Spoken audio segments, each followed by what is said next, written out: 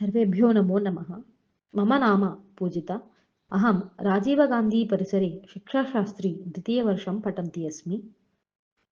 अद्य वयं नीतिशतके सप्तमश्लोकं पठामः। स्वायत्तमेकान्तहितं विधात्रा विनिर्मितं चादनमज्ञतायाः विशेषतः सर्वविदां समाजे विभूषणं मौनमपण्डितानाम्। स्वायत्तमेकान्तहितं विधात्रा विनिर्मितं छादनमज्ञतायाः विशेषतः सर्वविदां समाजे విభూషణం మౌనమపండితానాం.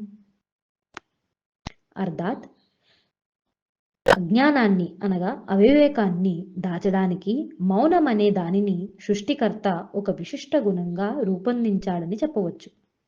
ముఖ్యంగా పండితుల సమక్షంలో మౌనం మూర్ఖులకు ఒక అలంకారంలా ఉంటుంది. అంటే జ్ఞానుల మధ్య ఒక మూర్ఖుడు మౌనంతో తన ఆత్మగౌరవాన్ని కాపాడుకోగలడు, మరి ఏ విధంగానూ ఎప్పటికీ గౌరవాన్ని పొందలేడు.